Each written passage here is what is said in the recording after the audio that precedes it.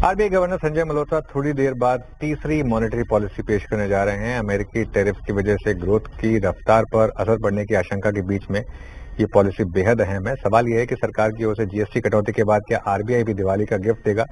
RBI दरों में कटौती करे या ना करे, लेकिन गवर्नर साहब की कमेंट्री पर बाजार की नजर रहेगी। सवाल यह है कि पॉलिसी के दौरान क्या आरबीआई गवर्नर से डविश सो सुनाई देंगे, मतलब एक डविश पॉज, क्या ये पॉसिबिलिटी है? साथ ही महंगाई और जीडीपी के अनुमान पर भी नजर रहेगी। इस खास कवरेज के लिए एक बैंकर्स, इकोनॉमिस्ट और मार्केट एक्सपर्ट का एक बड़ा पैनल हमारे साथ मौजूद है। इकरा के chief economist Aditi Nair, UTI AMC के अनुराग मित्तल और जेएम फाइनेंशियल के पीएमएस के मैनेजिंग डायरेक्टर आशीष चतुर मोहता मौजूद हैं। आगे हमारे साथ क्रिसिल के डीके जोशी, सीएसबी बैंक के आलोक सिंह और चोला सिक्योरिटीज के धर्मेश कांत भी जुड़ेंगे।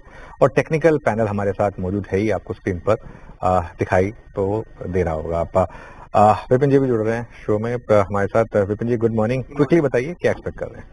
जी देखिए, इस बार थोड़ा 50-50 वाला मामला है, क्योंकि बहुत सारे फोरफ्रंट खुले हुए हैं आरबीआई के सामने। एक तरफ अमेरिका से कुछ चीजें हैं तो दूसरी तरफ इंटरनल चीजें भी हैं। उम्मीद ये की जा रही है कि शायद कुछ भी ना हो, लेकिन 50% लोग ऐसे भी हैं जो कह रहे हैं कि एक रेट कट शायद देखने को मिल सकता है 25 बेसिस पॉइंट का। और जैसा कहा कि ग्रोथ पे कोई इम्पैक्ट ना आए टैरिफ की वजह से, शायद आरबीआई ये कदम उठाता हुआ हमें दिख सकता है। लेकिन जैसा आपने भी कहा, कमेंट्री बहुत इंपॉर्टेंट होगी कि आरबीआई सिचुएशन को कैसे देख रहा है। एक इंपॉर्टेंट सवाल अब यहाँ पर वो उठता है कि ये तो एक लॉन्ग टर्म व्यू हो जाएगा कि अगले 3 महीने के लिए, लेकिन आज मार्केट के एक्सपेक्टेशंस क्या है? देखिए विपिन जी, मार्केट इस समय क्या चाहता है? एक तरफ गवर्नर साहब जीडीपी का एस्टिमेट बढ़ाएंगे, क्योंकि पिछले क्वार्टर का एस्टिमेट आपने देखा ही है। उस एनवायरमेंट में वो रेट कैसे काटें या डविश कैसे साउंड करें? आई थिंक सबसे इम्पोर्टेंट जो है ना, वो मेरे ख्याल से वही है। खैर, वो गवर्नर है, उनका काम है, हमें वेट करना है 7 मिनट और हमारे पैनल से पूछ लेते हैं, है ना, कि मार्केट कैसे प्लेस है और क्या एक्सपेक्ट करें। गुड मॉर्निंग आप सभी को। अदिति, आपके साथ शुरुआत करना चाहूंगा। आप क्या फैक्टरिंग कर रही हैं? पॉज विद डविश टोन या कुछ और? Good morning. देखिए, आज का कॉल बहुत ही क्लोज है। बहुत टाइम बाद मुझे लगता है इतना क्लोज कॉल है। जब हम देखें किस तरह से डेवलपमेंट्स हुई है पिछले 2 महीने में पिछली पॉलिसी के बाद, तो क्लियरली एक फैक्टर तो ये है ही कि जो इन्फ्लेशन का दर है, अब हमें एवरेज FY26 का और भी नीचे घटकर 2.6% के आसपास लग रहा है। तो नॉर्मली ये तो एक रेट कट का सीधा सीधा सिग्नल होता, लेकिन इस बार जो इन्फ्लेशन घटने का जो रीजन है वो है कि जीएसटी की दरों में रैशनलाइजेशन करी गई है, जो एक पॉलिसी चेंज है। और इसके साथ साथ डिमांड का इम्प्रूव होने का एक्सपेक्टेशन है, ना कि इन्फ्लेशन इसलिए कम हो रही है क्योंकि डिमांड इकोनॉमी में नहीं है। तो मेरे हिसाब से इस पेचीदा सी सिचुएशन में एक पॉज ही बेहतर होगा कि अभी दरों को ना घटाया जाए। आगे जाके अगर यूएस और टैरिफ की वजह से ज्यादा स्ट्रेस आता है इंडियन इकोनॉमी पे, गुड्स पे तो हमने देख ही लिया किस तरह से टैरिफ और पेनल्टी लगी है, लेकिन अगर सर्विसेज पे भी और ज्यादा आगे जाकर स्ट्रेस होता है जो इंडियन फर्म्स पे आता है, तो मेरे ख्याल से जो एक लास्ट रेट कट का होप है वो अभी पाउडर को ड्राई रखना चाहिए और आज की पॉलिसी में एक पॉज ही रखना चाहिए। और हाँ, जैसे आप कह रहे हैं, थोड़ा सा अगर डविश पॉज हो, अगर टोन थोड़ी सी डविश हो, तो मेरे ख्याल से मार्केट में भी वो होप बनी रहेगी कि आगे जाके ग्रोथ सपोर्टिव मेजर आ सकता है आरबीआई की तरफ से। अनुराग, आप क्या कहेंगे? जैसे अदिति भी कह रही कि बहुत क्लोज कॉल होगी, हमने भी बहुत सारे लोगों से बातचीत की तो उसमें से आधे से ज्यादा ने उम्मीद जता दी हमारी बातचीत में, हमारी अपनी एमपीसी में, कि रेट कट आ सकता है। What do you think? देखिए, हमारा भी वही अदिति से सहमत हूं मैं। मेरे हिसाब से आरबीआई गवर्नर अपना पाउडर ड्राई रखेंगे दिसंबर और आगे की पॉलिसीज के लिए। अभी ग्रोथ काफी ठीक है, जीएसटी कट से भी आगे ग्रोथ में इजाफा होगा। तो हमारे हिसाब से मेन है मार्केट की जो भावना है, जैसे जून कट में हमने देखा या अगस्त कट में देखा कि ओवरऑल पॉलिसी डविश थी, बट क्योंकि थोड़ा फॉरवर्ड गाइडेंस थोड़ा सा आरबीआई का थोड़ा सा रुख हल्का सा हॉकिश था, तो उस वक्त बॉन्ड डील्स ऊपर गए। तो हमारे हिसाब से अगर एज लॉन्ग एज आरबीआई थोड़ा फॉरवर्ड गाइडेंस थोड़ा सा नरम रखते हैं और आगे रेट कट का स्कोप बनाए रखते हैं, तो हमारे हिसाब से बॉन्ड मार्केट उसको काफी पॉजिटिव लेना चाहिए। मैं अनुराग जी, गुड मॉर्निंग। मेरा सवाल आपसे यही था, बॉन्ड मार्केट आपने कहा कि पॉजिटिवली लेना चाहिए, कितना रिएक्शन आप एक्सपेक्ट कर रहे हैं बॉन्ड मार्केट से आज की पॉलिसी में, डिपेंडेंट ऑन डिफरेंट आउटकम्स? देखिए, अगर थोड़ा सा डबिश फॉरवर्ड गाइडेंस रहा तो हम 5-7 बेसिस आज ऑलरेडी रैली एक्सपेक्ट कर सकते हैं। अभी 6.50 6.55 की रेंज में चल रहा है। अगर थोड़ा सा हॉकिश आउटकम रहा तो अगेन फिर एज ऑफ टुडे शायद 5-7 बेसिस ही इम्पैक्ट होगा, बट गोइंग फॉरवर्ड जैसे जैसे और बॉन्ड सप्लाई आएगी फिर थोड़ा यील्ड्स ऊपर जा सकती हैं, क्योंकि अभी बॉन्ड मार्केट में सिर्फ मॉनेटरी पॉलिसी इंपॉर्टेंट नहीं रही है, जो ड्यूरेशन सप्लाई आ रही है स्टेट्स और सेंटर का, वो भी काफी बॉन्ड मार्केट के सेंटिमेंट को वेइन कर रहा है। तो वो भी एक काफी इंपॉर्टेंट फैक्टर बन गया है। फिजिकल प्रेशर जो स्टेट्स पे है खासकर, वो भी इंपॉर्टेंट फैक्टर बन गया है। बिल्कुल सही बात कही आपने ये। और देखिए, एक बार बता देते हैं आपको इस समय पॉलिसी रेट्स हैं क्या। रेपो रेट इस समय 5.5% पर है, और उसके अलावा CRR 3.75% पर है, और SLR 18% पर है। ये जो अब बेसिक आंकड़े हैं जो आपके स्क्रीन पर अब आपको दिखाई दे रहे हैं। आशीष चतुर्वेदी, एक सवाल मेरा आपसे है। PSU बैंकों में बड़ी रैली हुई है पिछले एक हफ्ते में, आज की पॉलिसी पर कितनी डिपेंडेंट है वो रैली?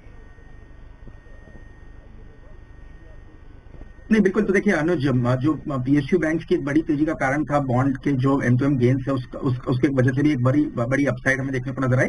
और मुझे लगता है डेफिनेटली अगर से आज पे सबसे ज्यादा इम्पैक्ट पॉलिसी का देखने को नजर आएगा तो PSU बैंक्स पे ही आएगा, क्योंकि जिस तरह से बॉन्ड्स के उनके जो पोर्टफोलियो उसमें किस तरह का इम्पैक्ट आता है ये देखना पड़ेगा। बट हमारी ये उम्मीद है कि कहीं ना कहीं PSU बैंक्स जो है वो बहुत अच्छा आउट परफॉर्म करते हुए नजर आ सकते हैं। तो हम काफी पॉजिटिव व्यू के साथ PSU बैंक्स पर इस समय पोजिशन है। अच्छा अदिति जी, इस बार पॉज के चांसेस इतने क्यों लग रहे हैं आपको?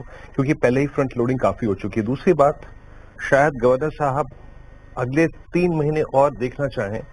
लेट्स सी के ट्रेड डील जब तक एग्जीक्यूट नहीं हो रही है, जब तक टैरिफ ज्यादा मात्रा में लगे हुए हैं, उसका इम्पैक्ट इकोनॉमी पे क्या है, उसके बाद रिएक्ट करेंगे। क्या ये पॉसिबली 3 महीने का वक्त लेना चाहेंगे गवर्नर साहब, अगर आज कुछ नहीं करते हैं तो?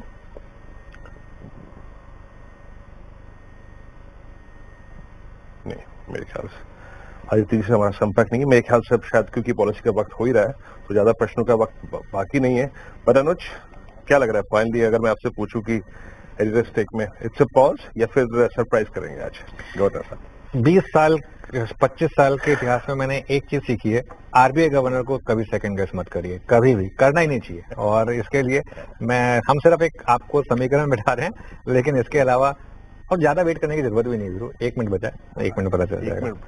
जी हाँ, 1 मिनट बचा है। और प्रायर टू दिस पॉलिसी अगर आप देखें, पॉलिसी से ठीक पहले मार्केट से डे हाई 24,676 पे, दिन के सर्वोच्च रुपए, और 54,877 पे निफ्टी बैंक। जस्ट एक सेंस ले लेता हूँ आशीष बाहिती जी से।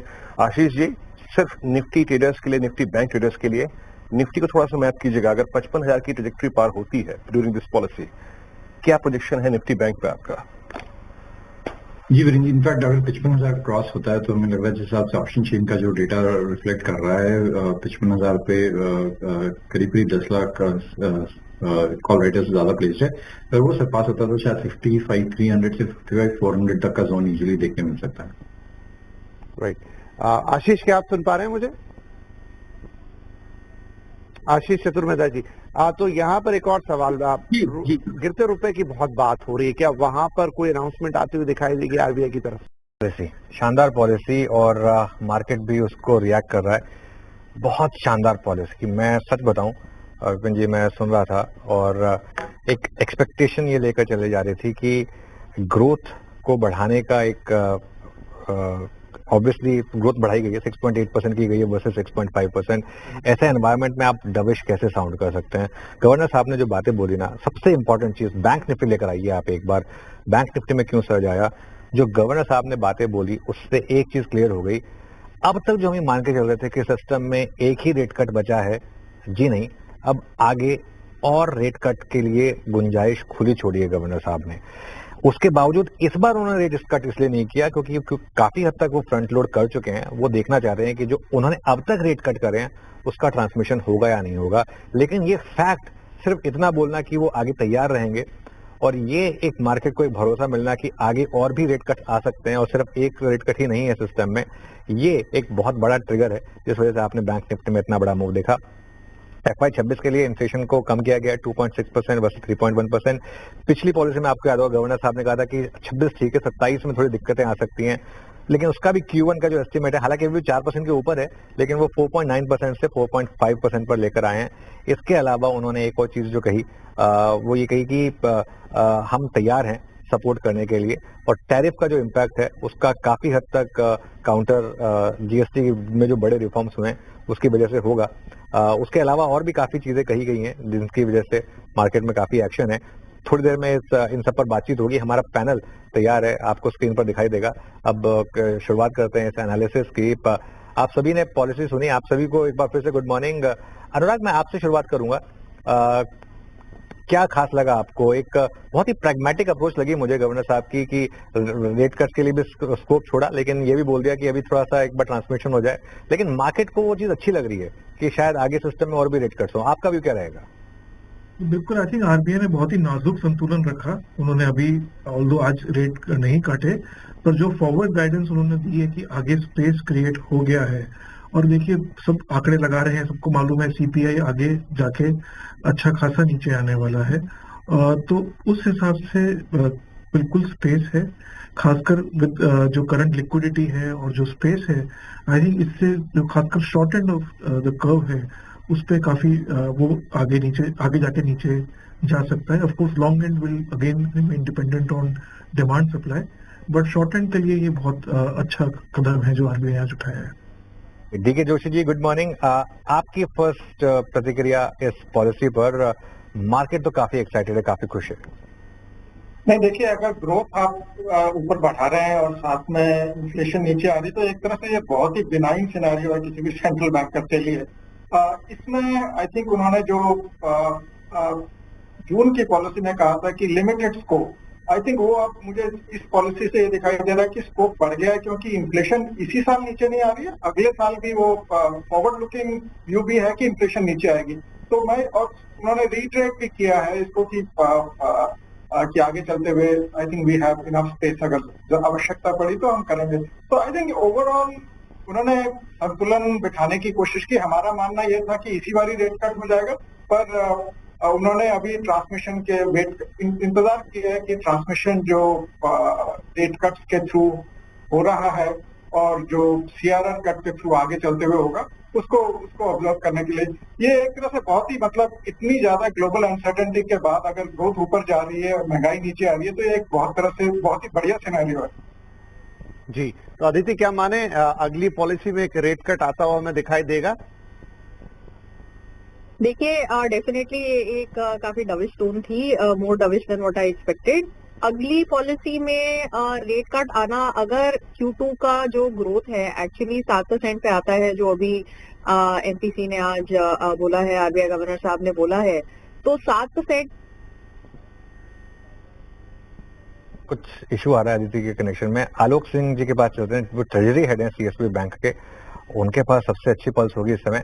आलोक जी, बताइए मनी मार्केट कैसे लेगा आज की पॉलिसी को? एक मान के चले कि 10 आउट ऑफ 10 मार्क्स दे शायद मार्केट इस पॉलिसी को। तो जैसा जी आपने समराइज किया था, उन्होंने दोनों काम कर दिए। उन्होंने पॉज भी कर दिया और ये भी बता दिया कि रेट कट करेंगे।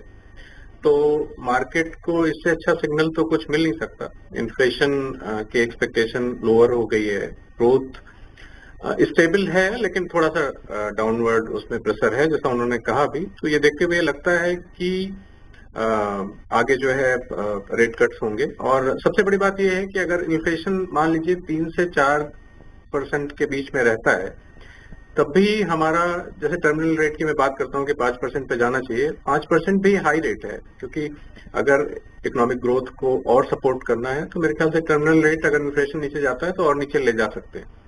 तो रेट कट्स की उम्मीदें बन रही हैं। लिक्विडिटी पे उन्होंने कहा कि एवरेज लिक्विडिटी 2 लाख करोड़ के आसपास रही है, और मेरी पूरी उम्मीद है कि आगे भी बिजी सीजन में भी वो कोशिश करेंगे कि इसके आसपास ही मेंटेन रहे।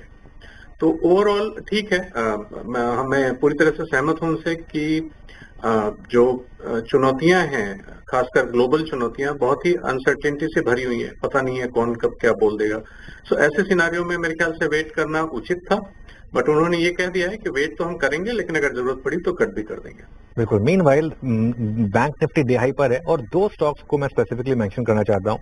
एक है एचडीएफसी बैंक और एक है एचडीबी फाइनेंशियल्स, जो हमने मेंशन भी किया था बट अभी टिकर पर जो रेगुलेटरी रिस्ट्रिक्शन था overlap of businesses between banks और ग्रुप एंटिटीज, उसको डन अवे किया गया है और उसको बैंक के बोर्ड के विजडम पर छोड़ दिया गया है। ये आई थिंक एक बहुत बड़ा पॉजिटिव है, जिसकी वजह से आपने एचडीबी फाइनेंशियल सर्विसेज में रैली देखी, वो फाइनली इश्यू प्राइस के ऊपर आया और एचडीएफसी बैंक भी चला और ऑब्वियसली जिसने बैंक निफ्टी को सपोर्ट किया। धर्मेश कांत हमारे साथ जुड़े, एक बार उनसे भी लेते हैं, उसके बाद फटाफट कुछ ट्रेड्स भी लेंगे। धर्मेश जी, गुड मॉर्निंग। पहला reaction, bank Nifty celebratory mode में इस समय। गुड मॉर्निंग अनुज जी। देखिए, पॉलिसी तो बहुत अच्छी थी, मतलब फ्रंट फुट पे आप डिफेंस खेल रहे हैं विद प्रॉपर टेक्निक, बट मेरा एक ही कहना है कि कभी कभी आपको खींच के आगे निकल के छक्का भी मारना चाहिए और वहां पर थोड़ी चूक हो गई है। अगर कोई बच्चा हेल्दी है तो उसको बीमार पड़ने के बाद मेडिसिन देने की जरूरत नहीं है, आप उसको हेल्दी को और बॉडी बिल्डर क्यों नहीं बना देते हो। तो मुझे लगता था कि बहुत कंडीसिव इन्वायरमेंट था 25 बेसिस पॉइंट का रेट कट अभी डिलीवर करने का। जो बेंचमार्क डिफरेंशियल है यूएस का और इंडिया का इंटरेस्ट रेट का 125 बेसिस पॉइंट का, बॉन्ड रेट में 220 बेसिस पॉइंट का डिफरेंशियल है। इन्फ्लेशन आप दोनों का सेम बता रहे हो और अपना करेंसी ऑलमोस्ट 300 बेसिस पॉइंट का डिप्रिसिएशन कर रखा है।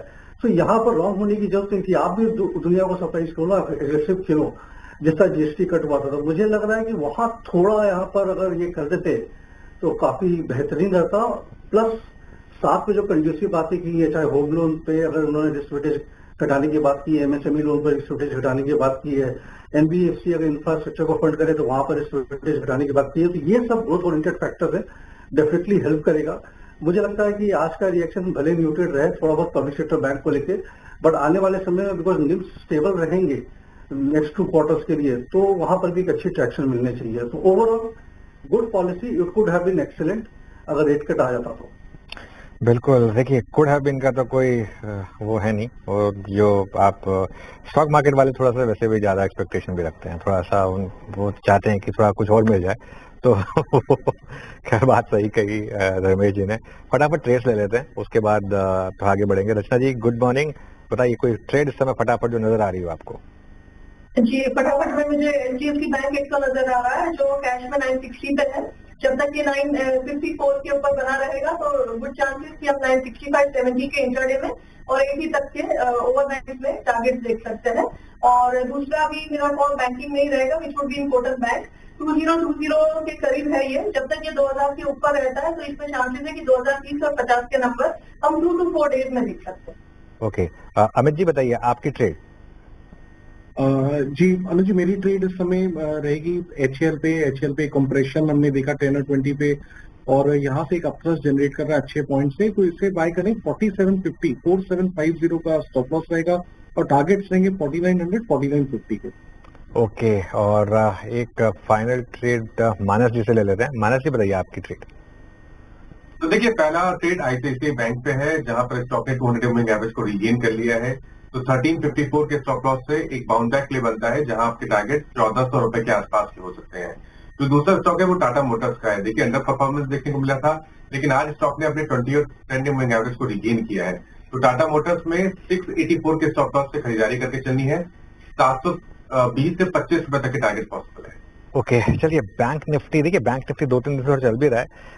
दिक्कत क्या है विपिन जी, मार्केट में अच्छी से अच्छी खबरों पर मार्केट चलता नहीं है, तो इसके लिए मतलब हो सकता है कि आज भी अच्छी खबर पे ना चले, लेकिन आज अगर मार्केट गिरे तो पॉलिसी की वजह से नहीं करेगा। ये बात मैं अपफ्रंट क्लियर कर दूं, इससे बेहतर पॉलिसी नहीं हो सकती थी। जो गवर्नर साहब ने जिस तरीके से, जिस एनवायरमेंट में इतनी अच्छी पॉलिसी डिलीवर की है, और एक प्रैग्मेटिक अप्रोच रखते हुए, ये मानते हुए कि इस समय अगर एक आप प्रोजेक्शन बढ़ा रहे हैं ग्रोथ का, उसके बाद लेकिन इन्फ्लेशन भी इतनी बिनाइन है, उसके बावजूद उन्होंने रेट कट इसलिए नहीं किया क्योंकि अब इतनी रेट कट हो चुकी है, उसका अगर इम्पैक्ट नहीं आया तो एक और रेट कट देते उसका इम्पैक्ट ही नहीं आया तो फायदा क्या हुआ। तो अगली रेट कट को बचा के रखा है, लेकिन स्कोप छोड़ा है कि उसके बाद भी रेट कट का स्कोप रहेगा। सिर्फ ऐसा नहीं है कि एक ही रेट कट सिस्टम में है। आई थिंक ये मेरे लिए बड़ा पॉजिटिव है। ठीक है, मार्केट आज थोड़ा सा, आजकल मार्केट में मूड माहौल थोड़ा खराब ही है, लेकिन पॉलिसी अच्छी है, पॉलिसी में खराबी बड़ी। तो ओवरऑल पॉलिसी बढ़िया है और आगे भी रेट कट की उम्मीद रहेगी। इनफैक्ट अदिति से वो बातचीत कर रहे थे और उनका सिग्नल ड्रॉप हो गया था, दोबारा जुड़ गई हमारे साथ। तो अदिति, हम यही एंटिसिपेट कर रहे हैं कि आज कुछ नहीं किया, हालांकि अभी धर्मेश कह रहे थे कि ये मौका था, और आप लोग भी सारे जो इकोनॉमिस्ट अक्सर कहते हैं कि मॉनेटरी पॉलिसी जो रहती है वो फ्यूचर का विजन होती है। क्या गवर्नर साहब कर सकते थे कि अभी थोड़ा बूस्टर देते ताकि आगे बॉडी बिल्डिंग होती, बट एनीवेज आगे वो तैयार रहेंगे नेक्स्ट पॉलिसी में? देखिए, मेरे हिसाब से तो एक्चुअली विंडो जो थी कट करने की वो अगस्त की पॉलिसी में थी, क्योंकि अक्टूबर मुझे तब भी मुश्किल लग रहा था और मुझे उसके बाद भी मुश्किल ही लगा। मेरे हिसाब से दिसंबर की पॉलिसी में काफी चीजें रहेंगी जो अब और दिसंबर के बीच में हमारे सामने आएंगी। सबसे पहला मेरा रिएक्शन यही रहेगा कि अगर हम Q2 की ग्रोथ जो नवंबर के लास्ट दिन पे हमारे सामने आएगी, अगर वो 7% जितनी स्ट्रांग है, तो उसके अगले हफ्ते में रेट कट क्या आ सकता है? मेरे को अभी ये थोड़ा डिफिकल्ट लग रहा है। तो बाकी चीजें भी है जो हमें देखनी पड़ेंगी साथ साथ की किस तरह से टैरिफ की सिचुएशन इवॉल्व होती है, सर्विसेज पे क्या इम्पैक्ट आता है अगले 2 महीने में, जीएसटी का क्या इम्पैक्ट एक्चुअली आता है प्रोडक्शन पे। अब जो हमने पिछले महीने के जैसे IIP के डेटा में देखा, तो मेरे हिसाब से इनिशियल रिएक्शन प्रोडक्शन का होगा कि इन्वेंट्री को आप रिड्यूस करिए, पुरानी इन्वेंट्री खत्म करिए, जब तक कि जीएसटी एक्चुअली कट नहीं होता जो सितंबर 22 को हो चुका है। तो उसका पॉजिटिव इम्पैक्ट जो है वो आगे आएगा। तो अभी जो हमारा ग्रोथ का डेटा आएगा, जो हाई फ्रीक्वेंसीज भी आएंगे, वो थोड़ा इन सारे चेंजेस से एडजस्ट होते हुए आएंगे। एक क्लियर जो इंडिकेशन है वो हमें अक्टूबर नवंबर के हाई फ्रीक्वेंसीज के बाद ही मिलेगा कि किस तरह अंडरलाइन ग्रोथ का अब रीसेटलमेंट हो रहा है सारे पॉलिसी और चेंजेस की वजह से। तो December is open, but I don't think it's a done deal. मेरे हिसाब से रेट कट का मैं यही कहूंगी। उसके बाद आपकी फरवरी की एक पॉलिसी और है।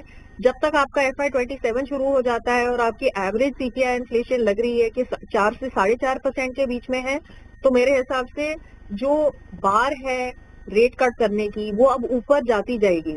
दिसंबर नॉट अ डन डील, फरवरी और भी मुश्किल, और उसके बाद तो बहुत ही मुश्किल। तो होगा तो ज्यादा से ज्यादा मेरे हिसाब से एक ही रेट कट हो सकता है जो शायद दिसंबर या फरवरी में आ सकता है। अनुराग से शायद हमारी बात नहीं। अनुराग, तो देखिए ये गवर्नर साहब ने पॉलिसी में तो कोई चेंजेस नहीं किए, लेकिन बहुत सारे और अनाउंसमेंट बैंकिंग से रिलेटेड, मनी मार्केट से related, ease of doing business और तमाम चीजें उन्होंने की। उसका कोई इम्पैक्ट आप देखते हैं आगे चलते हुए? आई थिंक जो इंफ्रास्ट्रक्चर उन्होंने बोला है अभी वो फाइनल गाइडलाइंस देखनी पड़ेंगी, but they have allowed is कि ऑपरेशनल इंफ्रास्ट्रक्चर प्रोजेक्ट्स हैं उस पे NBFCs को थोड़ा बेनिफिट दिया है, बैंक्स को कुछ एक्विजिशन रिलेटेड फंडिंग का। तो we'll wait for the final guidelines, but that will I think जो क्रेडिट स्प्रेड्स है, जो क्योंकि अभी कई सारी ट्रांजैक्शंस हैं जो बैंक्स और NBFCs इतने बखूबी से फाइनेंस नहीं कर पाते और उनको प्राइवेट क्रेडिट या ऑल्टरनेट मार्केट में आना पड़ता है। तो अगर ये इंस्टीट्यूशंस उनको कर पाएंगे तो इससे शायद जो रेट्स है specially for lower rated borrowers वो थोड़े कम आ सकते हैं। Apart from the policy, I think this is what I see as a positive development. Overall बात ये रही आज की कि कोई पॉलिसी चेंज तो गवर्नर साहब ने अनाउंस नहीं किया, रेपो रेट वहीं रहा, उन्होंने अपना स्टांस भी नहीं बदला, लेकिन आगे के लिए एक पॉजिटिव पिक्चर जरूर उन्होंने पेंट की कि रिजर्व बैंक हर तरह की सिचुएशन के लिए ओपन है। रेट कट की जरूरत होगी तो होगा, ज्यादा कम भी हो सकता है, लेकिन एक ऑप्टिमिस्टिक व्यू के साथ उन्होंने अपनी बातें रखी और बहुत सारे अनाउंसमेंट किए जो धीरे धीरे हम उनको थोड़ा डिकोड करते हुए नजर आएंगे। आगे एक प्रेस कॉन्फ्रेंस भी होने वाली है RBI की, तो उसमें भी हमें पता लगेगा। लेकिन फिलहाल आप सभी मेहमानों का बहुत बहुत धन्यवाद हमारे साथ इस चर्चा में शामिल होने के लिए। एक छोटा सा ब्रेक, और ब्रेक के बाद आपके साथ होंगी मनीषा।